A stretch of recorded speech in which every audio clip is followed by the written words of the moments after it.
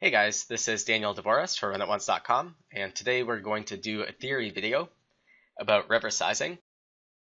The video got inspired by you guys. I was getting a lot of questions relating to river play and in particular optimal river sizing as well as using multiple bet sizes and balancing the ranges appropriately, etc.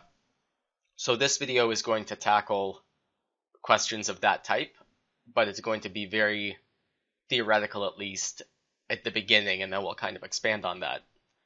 It's going to be a standalone video, not part of a series, but it can be viewed as a complement or an add-on to really any other theory video that I've done in the past, but especially the intuitive GTO video and the puzzles and mysteries video series.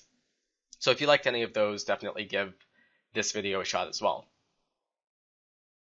What I want to do is look at a button open versus big blind defend triple barrel spot on this run out that starts off with a pretty dry ace high board, brings draws on the turn, and pretty much bricks out on the river, although there is a high card which makes things somewhat interesting.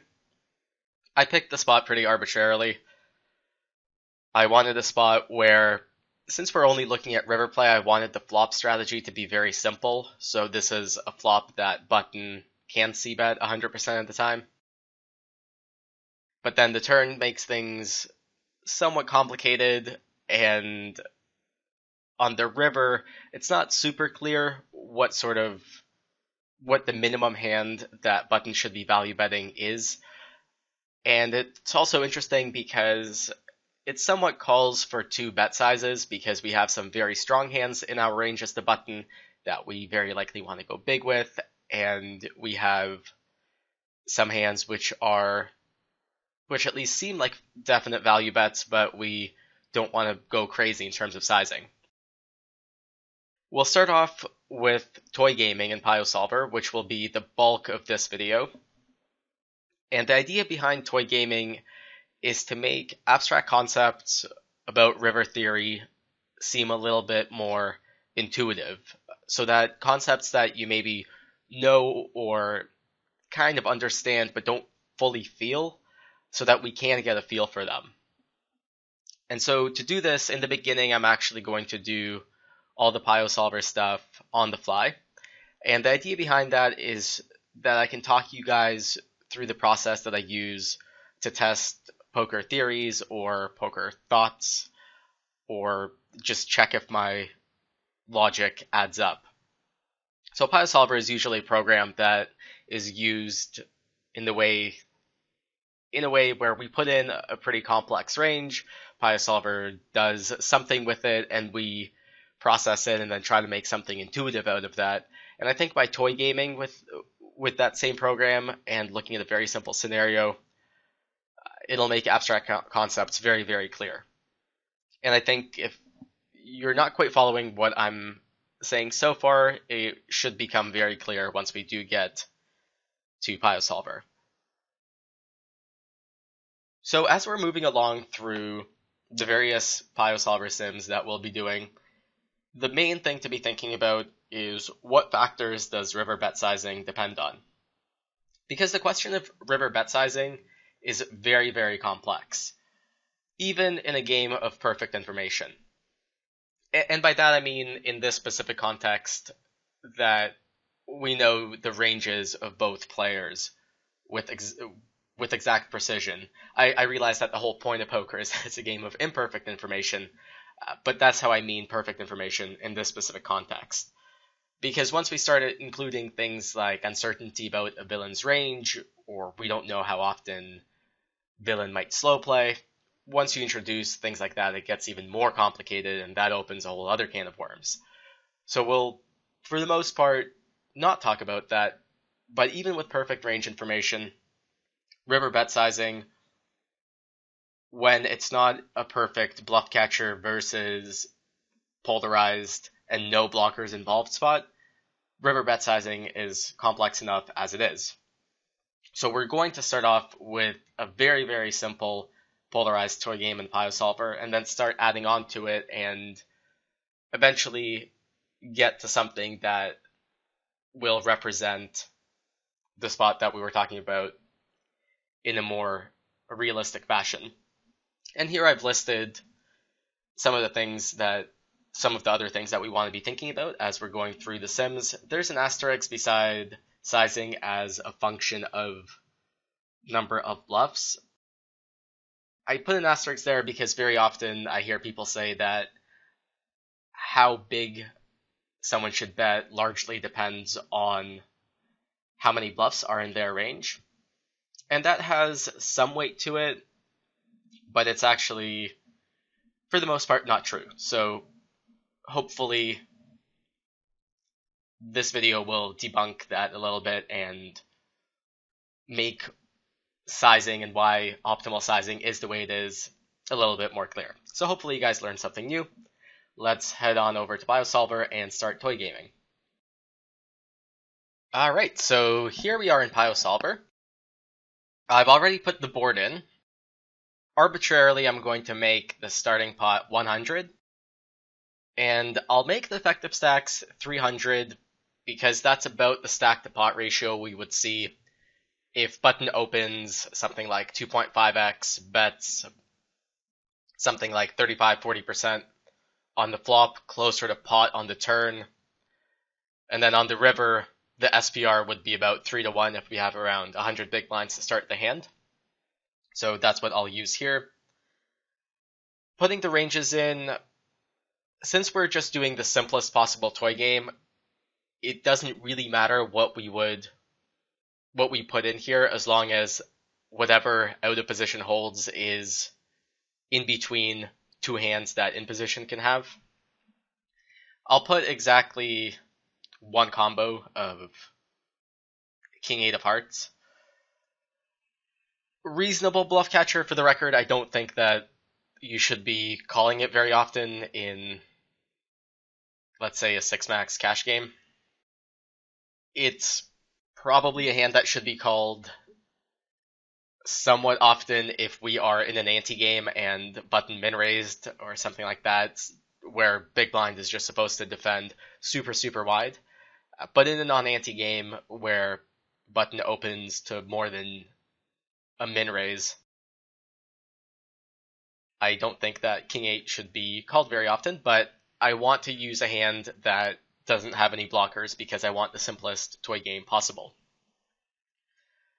And as far as the in-position value betting range goes, I'll just put in specifically Ace-Jack for the value combos and 10-9 for the bluff combos.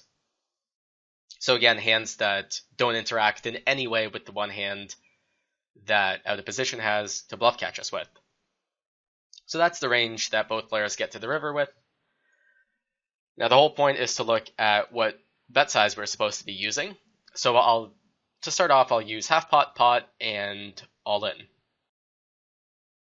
And I'll do this in a similar format as the intuitive GTO video, where I want to talk about what we think the results should be so that we're thinking critically about the spot rather than looking at what BioSolver spits out and saying, okay, yeah, we'll play like that, makes sense. So let's think about what in position is supposed to be doing here.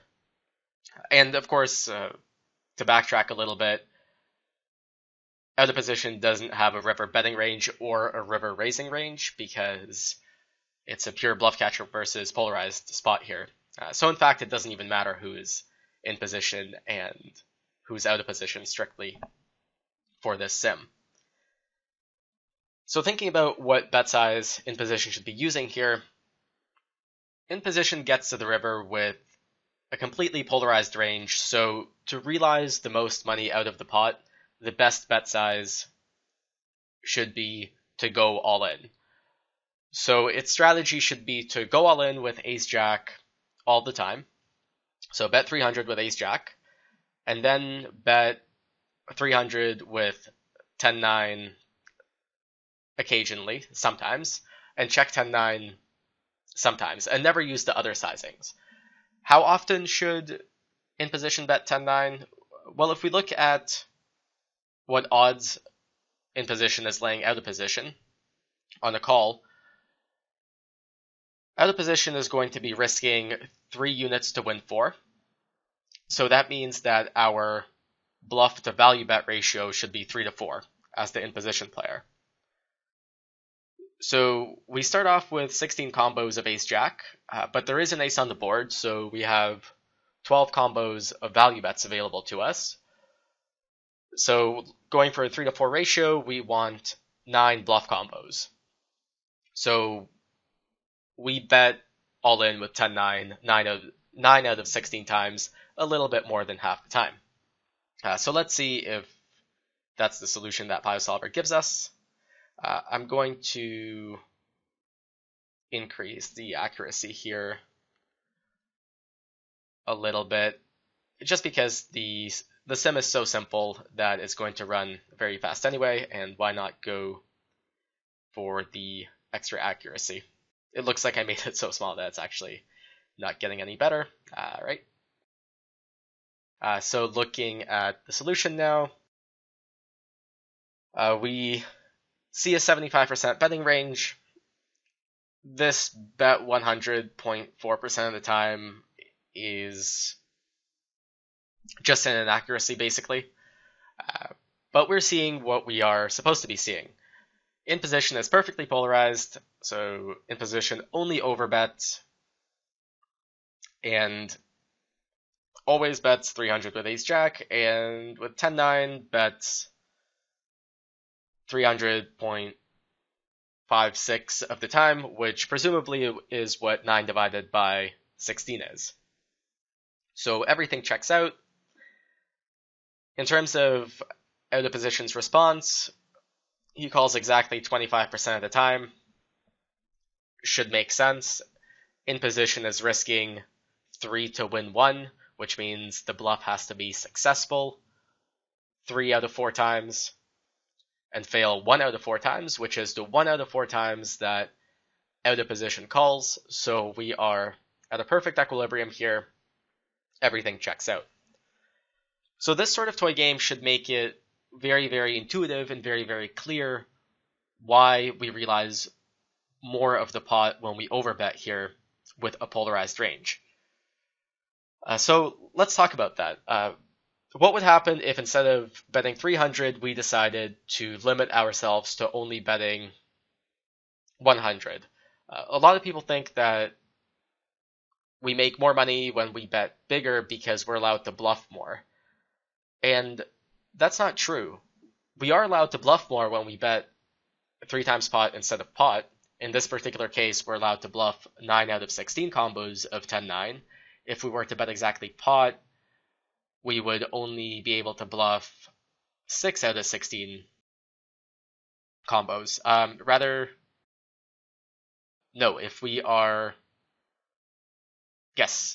If we're betting pot, then we want a 1 to 2 bluff to value bet ratio. So again, we have 12 value bets, so we want 6 bluff combos. So we would be betting with 10-9 6 out of 16 times if we were to only bet pot here on the river and still want to be balanced. However, the extra money from betting 300 is not coming from our bluffs, because by definition our bluffs break even. The EV of checking and betting 10-9 is 0 at equilibrium. So the extra money is coming from only how much our nut hands, in this case specifically ace jack, make. So against 300, we know that out of position is going to be calling a quarter of the time, and against 100,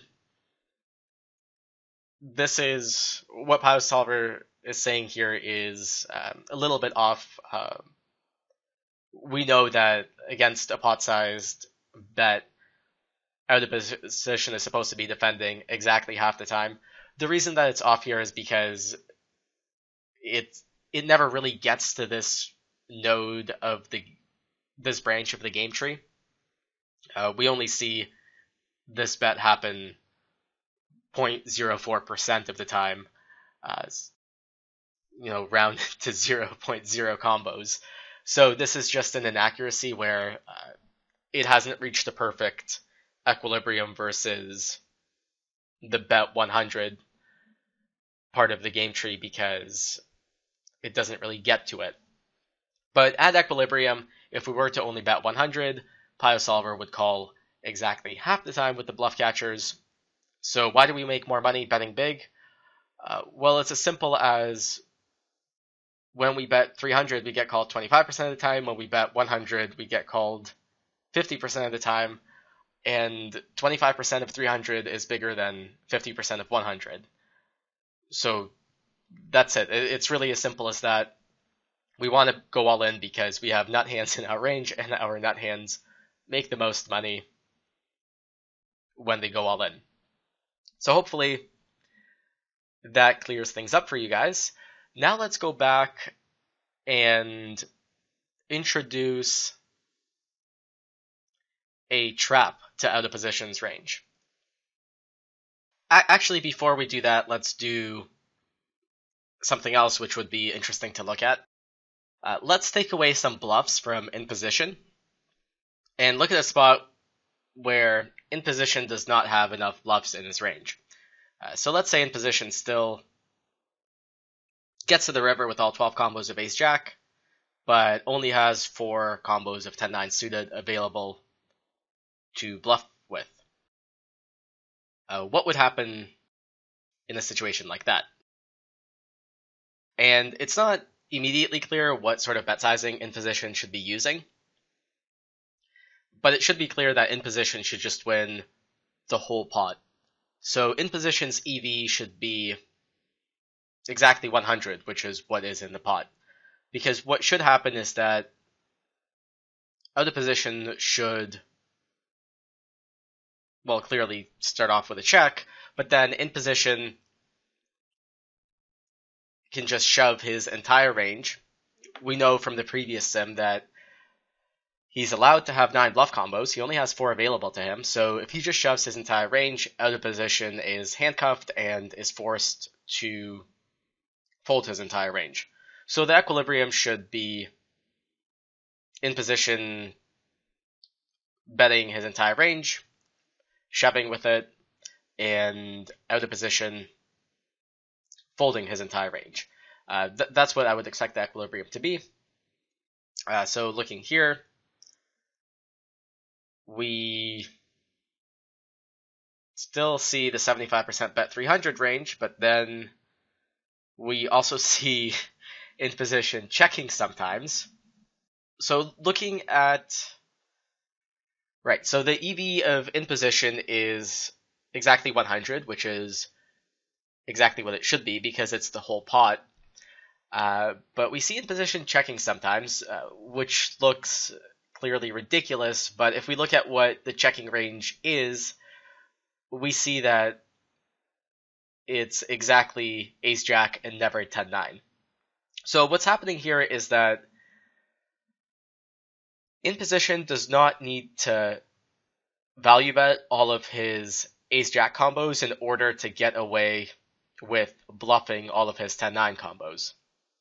So if you look at what it does, the way that the weights are distributed, out of position has to fold 100% of the time, regardless of bet size that he's facing.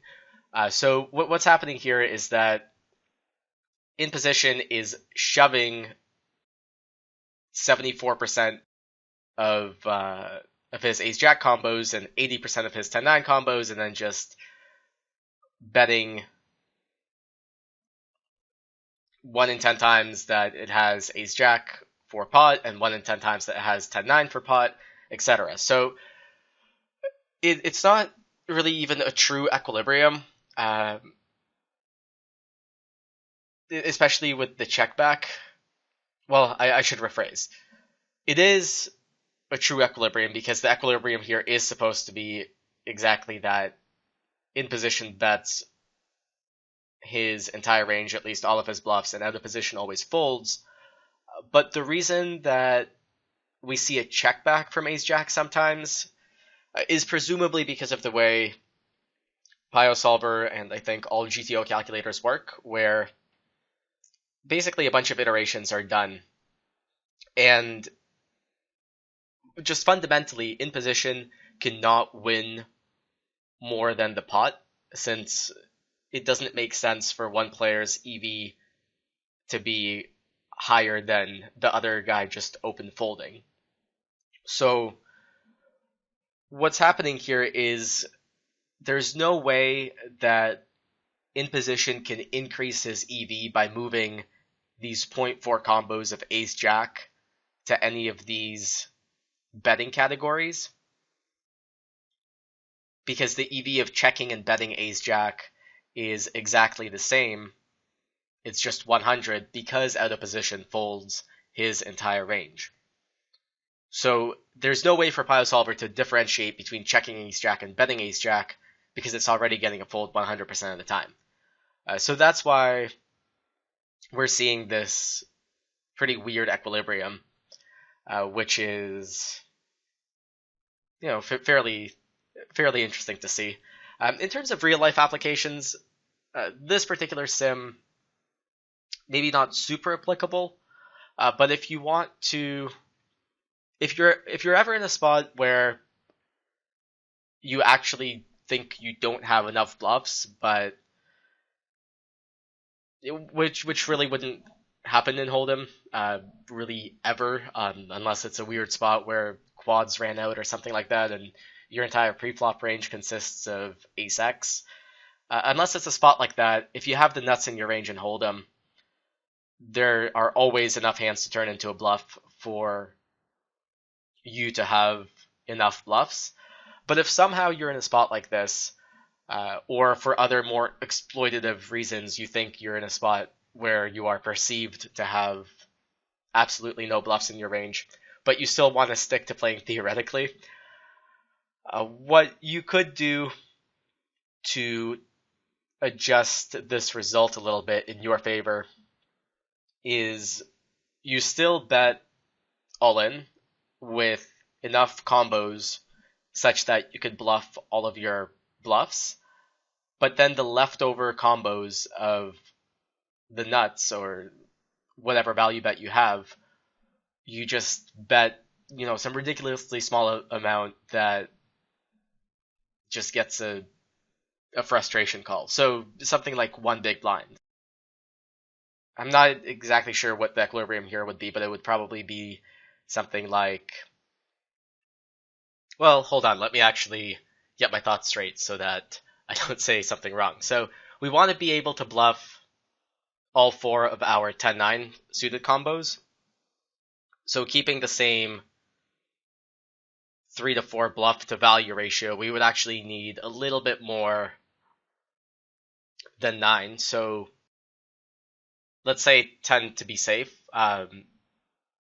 because it's between 9 and 10 value combos that we need in order to be able to bluff all four of our 10-9 combos. So if you bet 10 combos of your ace jack for 300 and also all of your combos of 10-9 and then saved the other two combos and min bet with them, that would be, you'd still be playing GTO on the kind of upper end of this equilibrium, but probably getting a frustration call with the couple of combos that you have of ace jack. So that's that. Let's now go back and take a look at what would happen if we added some traps to out of position's range. So I'll go back and edit back the in position range, and for out of position, I know I said trap, but it will be a little bit easier to put in, rather than a trap, a hand that got there on the river that beats all of our value bets. So here we'll just use Queen 8 suited, and we'll add a really small weight to it. So a quarter of one combo of Queen 8 suited. So what's happening here is out of position will get to the river with a total of 1.25 combos, and 1/5 of those are going to be quote-unquote traps, or stuff that gets there on the river that now beats our value bet. The reason that I didn't want to use a trap like aces is because if I put in aces for out of position, at this point, it wouldn't make sense to not have a check shove range, and I don't want to introduce that yet. I want to keep the toy game very, very simple. So this is going to be out of positions range, in positions range, we already know. So let's talk about what PioSolver is going to be doing here. This is interesting now because we are occasionally going to value town ourselves, so betting huge does not seem very appealing anymore. And actually, I don't think we even get to bet huge. Because, and by that I mean, I don't think we get to use the overbet sizing at all here. Despite Ace-Jack having 80% equity versus out of positions range, if we do bet 3 times pot, we know that out of position only has to defend a quarter of his range. But 1/5 of his range is stuff that beats us. So in order to defend a quarter of his range, he's just going to call all of his Queen 8 suited combos, occasionally King 8 suited, but at that point, Ace-Jack is going to have very, very poor equity because something like 80% of out of positions calling versus an overbet range is going to be Queen 8 suited. So we definitely know we can't shove.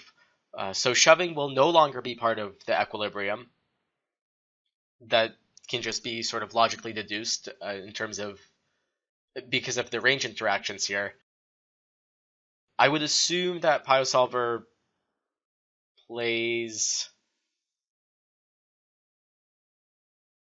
I would guess, some weird mix between betting half pot and pot. So let's take a look at, in fact, what it actually does. Actually, I'm thinking if we're even allowed to pot it here. And I'm not sure that we are as the in-position player, because even when we pot it, out of position has to defend half his range. 20% of his range is going to be stuff that beats us. So even if the other 30 is stuff that we beat, now we're at a point where our value bets have something like 60% versus his calling range, which is going to mean that we don't really get to bluff a lot. So I'm not even sure if we... Thinking about it more, I would guess that we use the half pot size very often and the pot size rarely, but probably sometimes. So let's take a look. And I was wrong. We never pot it. We always half pot it. And yeah, that's... I mean, this is, again, probably a rounding or an inaccuracy more than anything else. So it looks like the only thing that we could do is to bet half pot here. When we do bet half pot, we have 12 combos of value. We are allowed 4 combos of bluffs, so we see exactly 16 combos betting half pot. And we should see against half pot out of position defending 2/3 at a time, which is, so we see exactly that. We're bluffing 1 unit to win 2 units, so we should fail 2 times, succeed 1 and 3 times, and out of position should call the inverse of that, so everything checks out here. But the really interesting question is, why do we bet half pot and not pot with our range? Why such a heavy preference? So if we look at the equity when we get called, when we bet 50, we have 70% equity with Ace-Jack. And by the way, I just realized that I said a little bit of nonsense a few minutes ago, so I apologize for that. I said something along the lines of, if we bet pot, Ace-Jack has only 60 or so % equity. versus villain's range, so we don't get to bluff a lot. I just realized that makes no sense, since in this particular context we are only concerned with bluffing out King 8 specifically, and against King 8, Ace Jack has 100% equity. So what I said doesn't make sense. It's not that we bet smaller, because when we bet bigger, we don't have enough equity with our good hands to bluff. So scratch that, I apologize for that. But we do need to look at the equity if we are to bet 100. So let's take a look at that. When we get called, in position equity is roughly 62. So it is going to be smaller for somewhat obvious reasons when we bet 100 rather than 50. But perhaps it doesn't fully answer our question of why we prefer to bet half pot over pot. And I think the easiest way to answer this would be for me to run two sims side by side. For this, I will pause the video and be back in a second for you guys. Alright, so here we are. And what I've done is, on the left, I've limited the bet size for in position to half pot. And on the right, I've limited the bet size for in position to full pot. Otherwise, everything is exactly the same. I've ran both sims. And we know from the previous sim that the EV for the player in position should be higher in the sim on the left than on the sim on the right. Because otherwise, why would PioSolver have elected to use the 50% bet sizing instead of full pot in the sim that we ran before?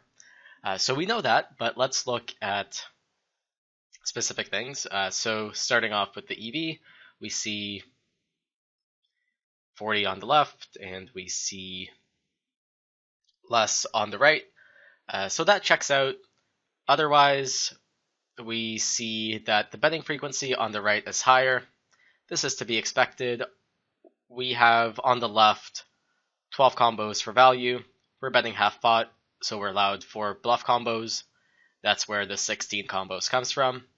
And on the right, the extra 2 combos come from us being able to bluff 6 combos with the same 12 value combos, since we're betting full pot now. So that's where the 18 combos comes from.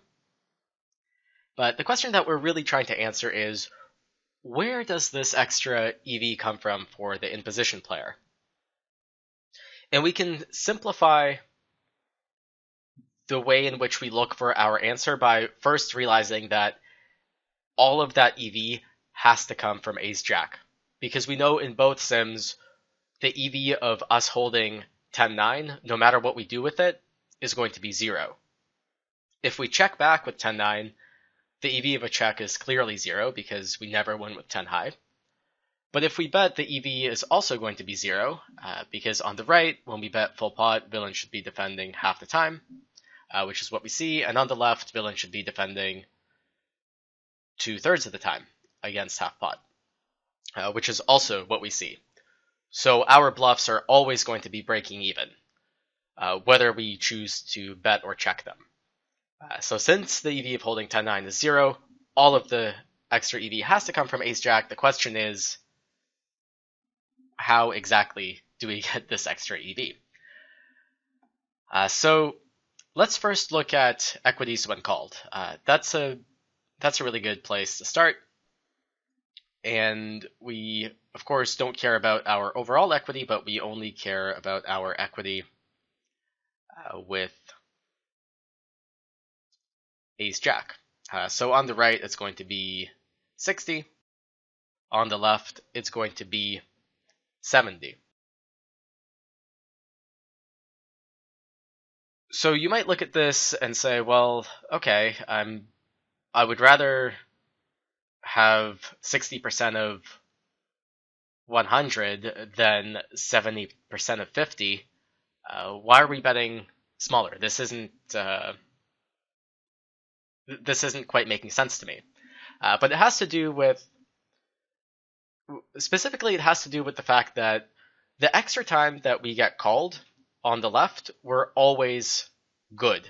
And as we start betting bigger and kind of moving from the left sim to the right sim, the rate of us value touting ourselves increases. And the rate of having a small bet getting called more often is more appealing to us than having a bigger bet get called less often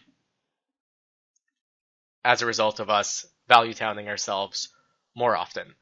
So you have, with ace jack on the right, you do have 60% equity in a bigger pot, but you have it less often than you do on the left.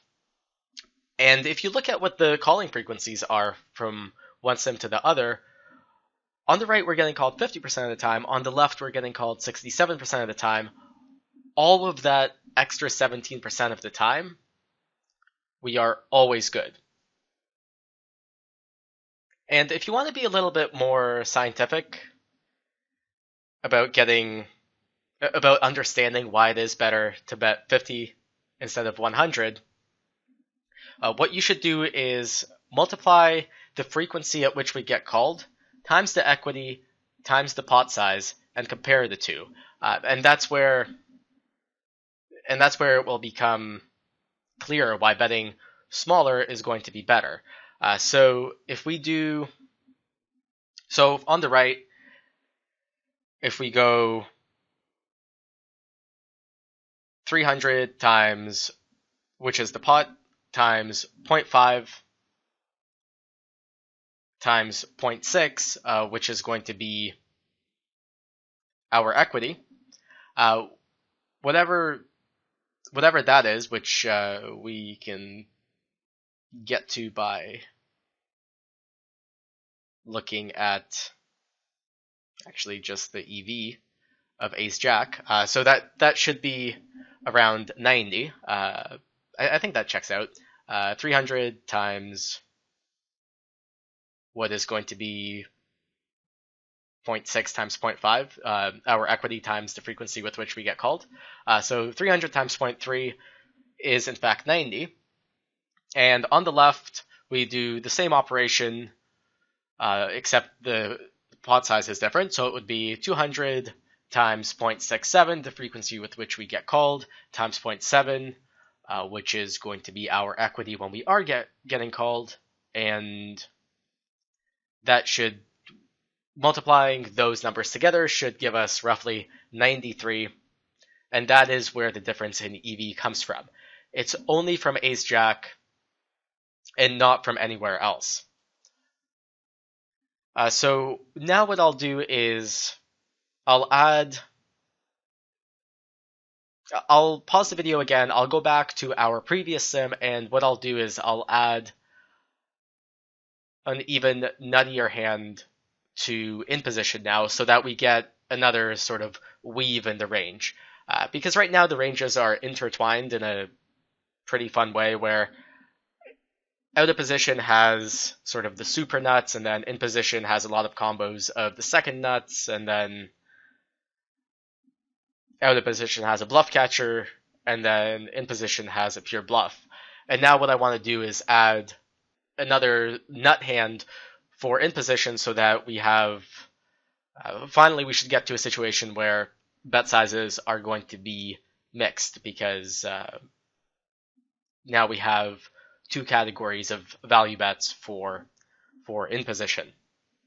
Actually, before I do that, I do want to do one more thing. I just want to take a look at what the optimal bet size here is. We only need one window for this. So since everything runs pretty fast, if we kind of go 30, 40, 50, 60, 70, 80, 90. I think I went a little bit too high, but basically I've put in a bunch of different bet sizes for in position. Given that in position only has one value bet of particular strength, there should be a very heavy preference for one specific bet size here, and not too much mixing, because in position's hands only, the value bet only has one relative value, and as hopefully it's becoming clear to you guys, really the only thing that's mattering in all of this toy gaming is how strong our value bets are, and what we do with our entire range revolves around them. So let's take a look at what PowerSolver spits out here. I'm just wondering what the optimal bet size is. It should converge pretty quickly, so I'm not going to run the sim for too long. That should be good enough. This is just to feed my curiosity. So maybe I should have let it run a little bit longer, but it does seem that the optimal bet size here is around 60%, and it's kind of pretty distributed around that and getting pretty small tails around that. So I'm assuming if I ran the sim for longer, it would converge more heavily to betting a 60% pot here, which is somewhat interesting. I think there's a lot of spots where our value bets have something like 80% equity versus villain's range, but are definitely not the nuts. So it's interesting that, which is what the case is here. So it's interesting that the sizing that PowerSolver uses is the sizing that a lot of players have intuitively converged to using in spots like that without using GTO software. So that's pretty cool. Anyway, I'll pause the video and I will further complicate our previous sim and see what we get. Alright, so we're back to the sim that we were at a couple of sims ago now. So again, out of positions range has pure bluff catcher, king 8, and then the rivered 2 pair, which previously was the nuts, but now I also added aces to in positions range. So for out of position, queen 8 is it's not a bluff catcher because it's going to beat enough of our value range to never be a fold, but it's just not the nuts anymore. So it's not a trap with the nuts. Now we have a situation where I think we're definitely going to be using 2 bet sizes here and mixing, because looking at this, we know that we're polarized when we have aces and 10 high. So one part of our range is going to be polarized, and I think from the previous toy gaming that we've done, it should be intuitive to you guys now that for sure we're going to be going all in with aces, all 3 combos of them, and balancing with 2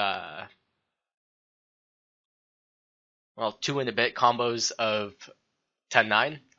We need a 3 to 4 bluff ratio, so whatever that ratio is, whatever x to 3 is to be the same ratio as 3 to 4, that's how many combos of 10-9 we'll be bluffing for all in.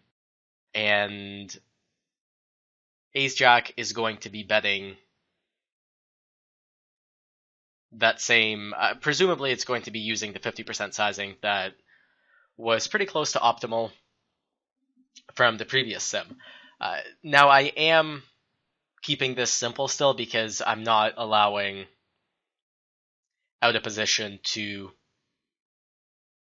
ever shove, which is simplifying the sim in the sense that if aces always shove, if ace jack always bets small, then queen 8 should always be shoving, which complicates the sim, but I want to keep things a little bit simple, and plus in this particular scenario, I don't think queen 8 will ever be raising.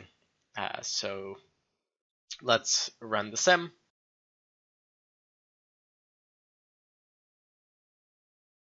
This one is taking a little bit longer, presumably because it's trying to figure out what to do with the multiple sizes, but that is more than enough accuracy right now.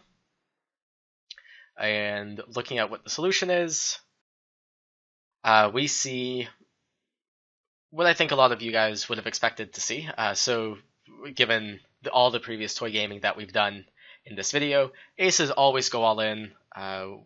10-9 goes all in 0.14 of the time. So with 2.3 combos. So 2.3 to 3 is going to be our 3 to 4 bluff ratio when we're going all in for 3 times pot. And aces, ace jack as expected, always bets half pot, which is what it was doing before, and just balancing with the appropriate number of 10-9 bluffs. So we have the same 16 combos that are betting half pot. We just have also an overbet range with our super nuts that is balanced by a couple of more bluff combos that we're just getting checked back a lot. That's really all that's happened here, which is, I think, really cool to see, because this toy game shows a very clear preference for how to split river bet sizes, and I really hope that all the even simpler toy gaming that we've done leading up to this makes this conclusion very, very intuitive for you guys. I do want to do one more thing, which will take me a little bit of time, so I'll be back with the completed sim. But I want to save the same run out, but come up with reasonable ranges and see what PieSolver does. Just because I know some of you guys find this toy gaming stuff a little bit dry, so I want to conclude the video with a more lifelike, interesting simulation. So I'll be back in a little bit. Alright, so finally we get to the fun stuff. If you guys remember towards the beginning of the video, I said that the whole idea behind this was to look at a button open versus big blind defend triple barrel spot. So I kept everything the same. The run out is the same, the SPR is the same, the bet sizes are the same. The only thing that I've changed is I've put in actual ranges for both players that I think they will reasonably get the river with. I thought that it would be a little bit more fun and more interesting for me to just use my intuition for the ranges for both players rather than starting the sim on the flop and either having to do a bunch of node locking or having the weird mixed strategies that no one actually plays get to the river. So this is the out of position range. I used 4 different weights, 0.25, 0.5, 0.75, and 1. Ace Queen is not in there because I expect it to 3-bet pre-flop pretty often. If it doesn't, I am assuming a 100% c-bet on the flop for in position. So against that sort of strategy, Ace Queen should be check raising very often. So for the combination of those two reasons, Ace Queen is not in there. Ace Jack and Ace 10 are weighted by half for similar reasons. And then Ace 9, I think, mostly doesn't 3-bet pre and always check calls twice for the most part. Ace 8, I think, is likely to check raise flop, if not likely to check raise turn. Ace 7, likely to check raise turn. And then Ace 6, Ace 5, I think, just always check call twice. And then these may fold the turn sometimes, and then maybe sometimes fold pre-flop. The suited aces, I think, are self-explanatory, kind of the same as the offsuit ones, except we never fold ace 2 of spades for obvious reasons. Then we have the king high backdoor flush draws. I weighted them all as 1. Queen high backdoor flush draws, I weighted these as half. I do think that queen jack of spades is probably always-ish peeling the flop, as long as the size is small enough, but I think on the turn is check raising sometimes. So that's why it's a half weight. Jack 10, I think, mostly check raises turn. Same for 10-9, that's why these are lower weighted. 10s are lower weighted than 9s because they are more likely to 3-bet pre. And also, I think 9s are possibly a little bit better to peel on the turn out of position than 10s are. We get to shove, check shove a 6 river, which is, yeah, I suppose we can check shove a 6 river sometimes. Although we would have, maybe we'd need exactly the 9 of spades. although I'm not sure how relevant that blocker is. Anyway, not super important. Eights, I think, check raise the flop or turn pretty often. Same with sevens, same with threes. That's why these are half weighted. 8-7, I think, check raises, turn sometimes. I have 8-5 getting to the river occasionally if big blind chooses to make a loose peel on the turn. I have 8-5 getting to the river, but not 8-6. I think if you're going to peel one, 8-5 is a little bit better, since rivering a 5 with 8-5 seems a little bit more appealing than 8-6. Everything else, I think, looks reasonable.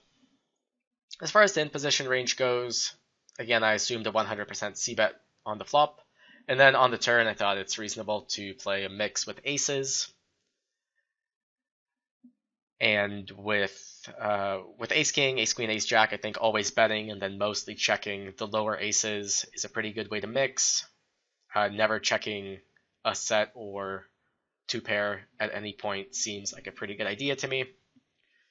I'm not going to go through every single hand in this range.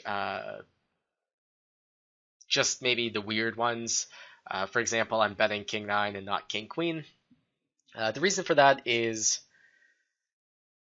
I think we should be betting these hands occasionally. They do have a low weight on them.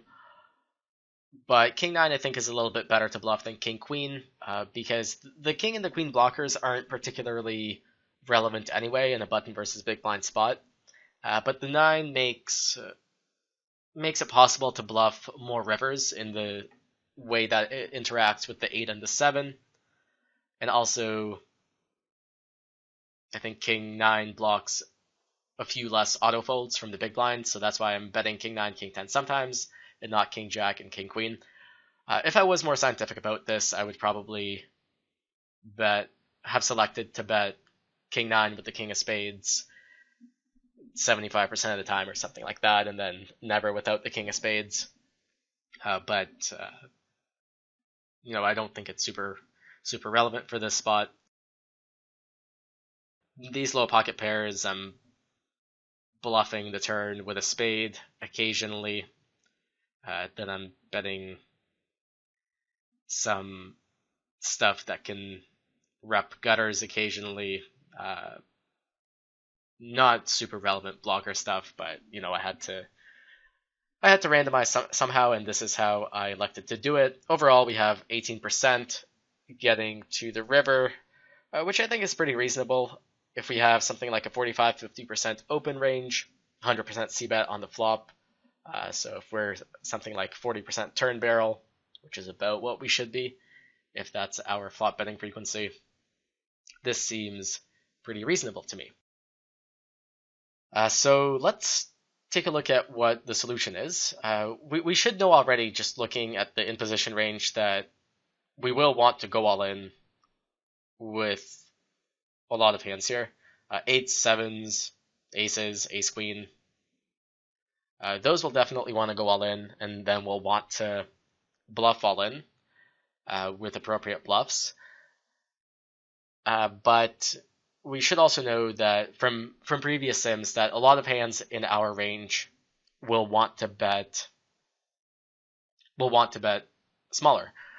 I would assume that PioSolver will use all three bet sizes with some frequency, but I would expect the pot size bet to not be used too often, and I think that we will see something pretty similar to when we were toy gaming in that last sim, where we had aces and ace-jack for our value bets, where we are either betting half pot or going all in and not really doing much in between. Although I'm sure some hands, like specifically probably ace-king, will want to bet exactly pot.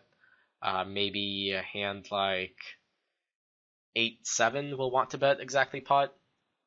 Like the really good value bets, but not the I want to shove this value bets. And also very relevant, if you notice, I did not put a raise option for out of position on the river, which is inaccurate in the sense that we have eights, we have sevens, we have ace eight, we have pocket threes. So out of position should be going all in sometimes on the river, but I've left that out for now. Let's just take a look at what we have here. The sim's already been run, and indeed we do see this kind of polarization of either over betting for all in or betting small. I was wrong about the ace king wanting to bet pot.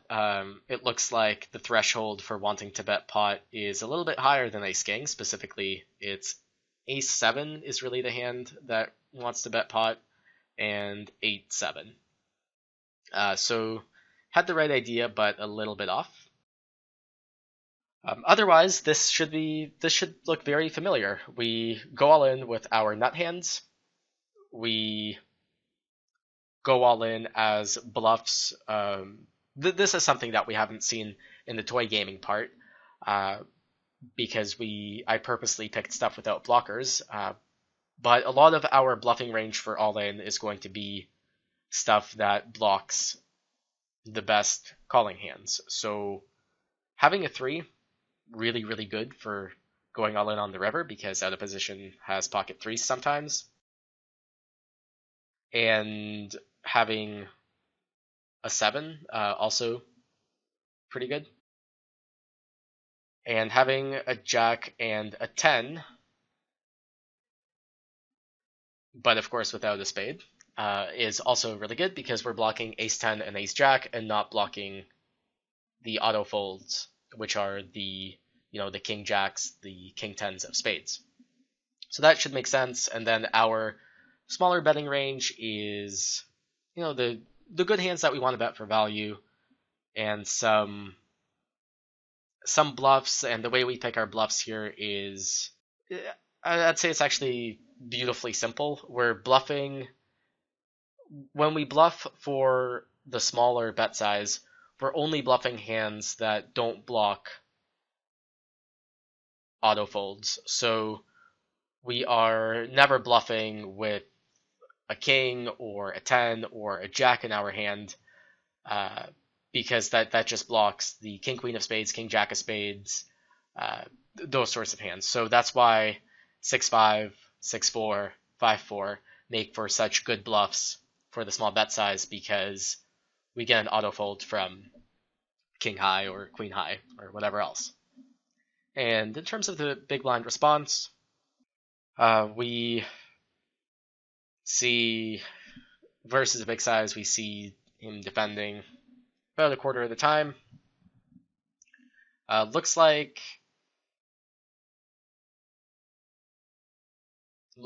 like everything that is, yeah, it's a little bit weird where both ace 3 and ace 2 are kind of indifferent. It's because the shoving range is so strong that there's really not that much of a difference between ace 3 and ace 2. In terms of, so it is a little bit weird to be calling ace 3 not all the time and ace 2 sometimes, when at least ace 3 blocks pocket 3s, but ace 3 also blocks the bluffs. So there's this kind of derivative blocker effect, I suppose, where the majority of bluffs for betting 300 for in position are 3x. So yeah, it's nice that we block 3 combos of 3s with ace 3, but we're also blocking 6 combos of bluffs, which is not so nice. So that's why we see this weird thing where both ace 3 and ace 2 are indifferent, and 8-7 looks to be indifferent also. And versus the 50, we see a 1 minus alpha defend again. And this one's a lot less surprising, I think. So king 8's actually always a fold. the break-even hands are the low ace-x hands, which I think makes perfect sense. I don't think this should be too shocking. So I will do. Actually, I think, well, it'll be really fast. So I just want to add a raising range for out of position and see how that impacts the betting range for in position, because I'm guessing that betting small is going to be very, very unappealing if we can sometimes get raised by out of position, who does have a lot of near nut hands in his range. So let's take a quick look at that. So I just paused to let it run a little bit more, looking at what the solution is. So this is actually really surprising to me. I understood that betting 50 would be somewhat unappealing, given that out of position has a lot of near nut hands, such as ace 8, pocket 8s, pocket 3s, pocket 7s in his range. So getting shoved on by a balanced range when a lot of it can go for value, when we kind of cap ourselves when we bet 50, is unappealing. But I didn't expect it to be quite this extreme. I suppose in this scenario, what's happening is we just have too much of an incentive to be shoving with our really good hands, and basically it's more appealing for us to be called when we bet 3 times spot than it is to move some of our very good value bet hands to the bet 50 range, so that our thinner value bets can make a little bit more money by being able to bet. So this is actually really, really interesting. I would have expected a higher betting frequency for the small bet. I would have expected aces at least to induce pretty often. They do induce betting 100 sometimes. It makes sense to induce aces since you still stack 8s and 7s and 3s. So makes sense to induce them, especially since you are blocking the ace-x calls, which are the bluff catchers anyway. But yeah, generally I just would have expected a lot, not a lot more, but somewhat of a wider betting small range. 8-7 seems to be the only hand that really wants to bet smaller. Actually, let's take a look at what happens if we bet 100. Yeah, see, it's doing this weird thing where when we bet 100, the big blind is check raising the sets, but then it's also check raising ace 8 and ace 7, and basically no bluffs except for the occasional randomized ace-x. And this isn't, I don't think this is really what you should be doing. In this sort of spot, it makes a lot more sense to check raise a hand like, well, ace-x does make a lot of sense to check raise, maybe occasionally 8x, although I don't think so. I think it's more relevant to be blocking aces and ace queen and ace 8. So in retrospect, probably we shouldn't be check raising 8x ever as the big blind, and should only be check raising ace-x, which is exactly what PioSolver is doing. But it's also doing this weird thing where it's check raising ace-7 for value, and it's doing that because of the composition of the bet 100 range. It's basically aces occasionally, which ace-7 blocks anyway, and then 8-7 every time, and ace-7 occasionally. So it's not really going to be an accurate representation of what we want to be doing against someone that actually bets 100 pretty frequently, because this range is very, very specific. So there's just going to be kind of some weird stuff happening. But this is really interesting to me that we have such a big preference for just overbet shoving because we would rather give up our ability to value bet thin and still make the most money with our nut or near nut hands. In terms of the big blind strategy, shouldn't change much, since the shoving range is very similar to what it was before. Basically, what's happened is in position just can't value bet thin for 50 anymore because